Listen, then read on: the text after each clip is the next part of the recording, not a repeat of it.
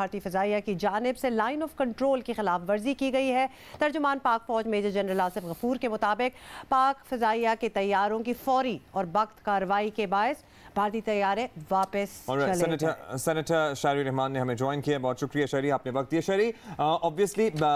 بات تو تشویش کی ہے اور تشویش ہونی بھی چاہیے کیونکہ لائن آف کنٹرول کی خلاف ورزی ہے، although کوئی جانی و مالی نقصان نہیں ہوا، لیکن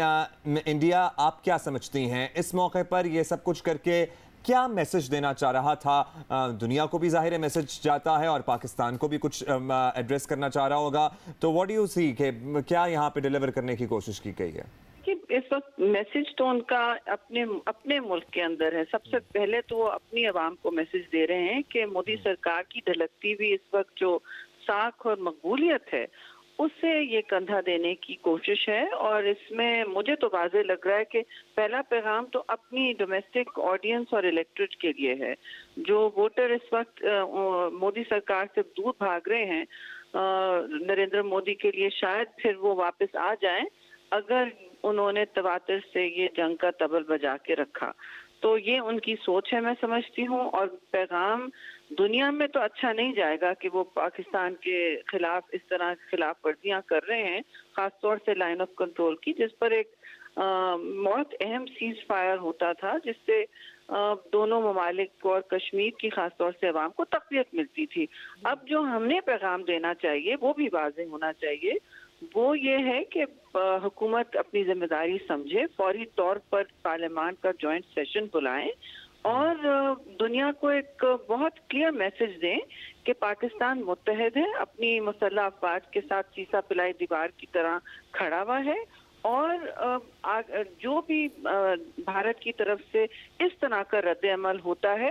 ہم اس کا بہت ہی برابری کا جواب دیں گے، اور کوئی پاکستانی جنگ نہیں چاہتا، لیکن اگر جنگ مسلط کی گئی تو ہم بالکل تیار ہیں۔ بے شک۔ شہری رحمان صاحبہ، یہ بھی بتائیے گا، آپ you have been the ambassador to the United States, آپ کا کافی لمبا ٹینیور بھی رہا ہے۔ کل ہم نے پریزیڈنٹ ٹرمپ کی ایک سٹیٹمنٹ بھی دیکھی جس میں وہ کوشن کر رہے تھے دونوں ملکوں کو، اور obviously ٹینشنز کی بات کر رہے تھے انڈیا اور پاکستان کی۔ ابھی perhaps obviously it's too early in the morning کہ ان کی طرف سے کوئی رسپانس آئے، لیکن آپ کیا ایکسپیکٹ کر رہی ہیں کہ امریکہ کی طرف سے آج کی اس ڈیولپمنٹ کا کیا رسپانس آئے گا؟ دیکھیے، امریکہ کو اس وقت ہمیشہ امریکہ اس طرح کے جب ایسکلیشن ہوتی ہے دونوں ممالک کے درمیان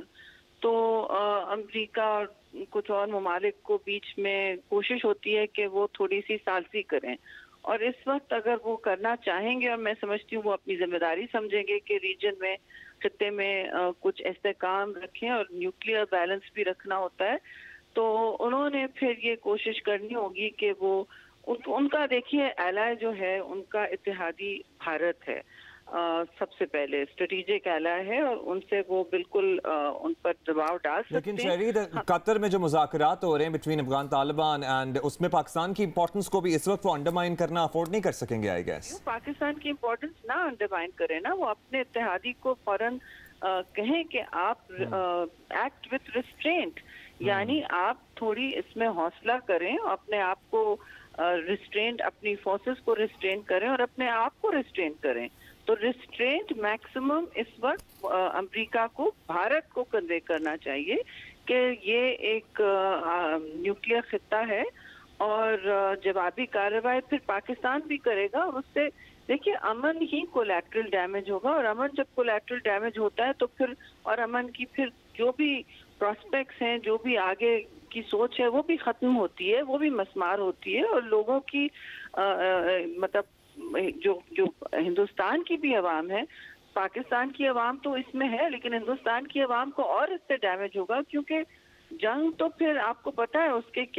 کی کیا قیمت ہوتی ہے۔ اچھا شہری رحمان صاحبہ، ایک ہم obviously انڈین میڈیا کا ایک رسپانس دیکھ رہے ہیں، they are very encouraging and supportive of whatever is going on، وہ بالکل ایک بی جے پی کی لائن پہ چل رہے ہیں، but what about the Indian public؟ مطلب آپ کے ایکسپیرینس میں بھی جتنی آپ کی ملاقاتیں رہی ہیں عوام سے بھی، ڈپلومیٹس، وہاں کے جو بھی لوگ ہیں، کیا ان کو صاف نظر نہیں آ رہا ہوگا کہ یہ الیکشن ایئر ہے انڈیا میں، اور بی جے پی پہلے پلوامہ اٹیک، اب یہ بالکل ہی ان کالڈ فار یہ اٹیک ہو رہا ہے، تو ان کو سمجھ نہیں آ رہی کہ ایکچولی ہو کیا رہا ہے ادھر؟ जी देखिए, समझ तो सबको आ रही है। सॉरी, मुझे आपका आखिरी सवाल रिपीट कर दें जरा, I couldn't hear it.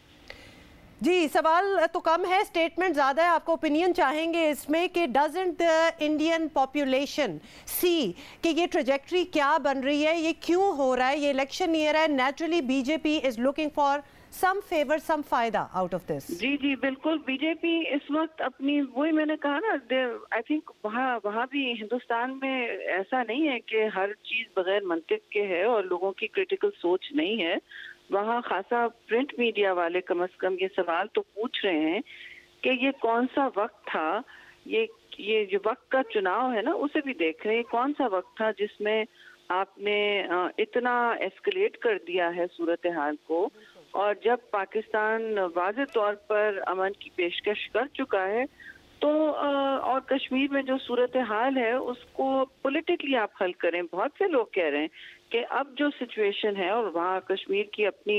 Leadership पर, इवन महबूबा मुफ्ती, उन्होंने भी कहा है कि अगर यहाँ पे ऐसी सूरत हाल हुई कि अमन की कोई सिचुएशन सामने नहीं आए, या आर्टिकल वो जो 370 की बात कर रहे हैं, कश्मीर का स्पेशल स्टेटस हटाने की भी बात हो रही है उस पर, तो उन्होंने वाज़ेह तौर पर कहा है कि हम तो यहाँ झंडा नहीं लगा सकेंगे हिंदुस्तान का, तो लहरा सकेंगे। तो ये बड़ी अहम बातें हैं। वहाँ भी एक बहुत आवाज़ें उठ रही हैं, और काफ़ी आवाज़ें उठ रही हैं कश्मीर से लेके दिल्ली तक, जहाँ ये पूछा जा रहा है, सवाल उठ रहा है कि मोदी सरकार किधर ले जा रहा है हिंदुस्तान को, और ख़ास तौर से कश्मीर की सारी डिस्कोर्स को कहाँ ले जा रहा है। और वो देख रहे हैं कि जंग की तरफ बढ़ता चला जा रहा है, बढ़ती चली जा रही है सिचुएशन। बहुत शुक्रिया आपका। शहरी रहमान साहब हमारे साथ मौजूद थी। I hope the sanity prevails on the other side of the border as well.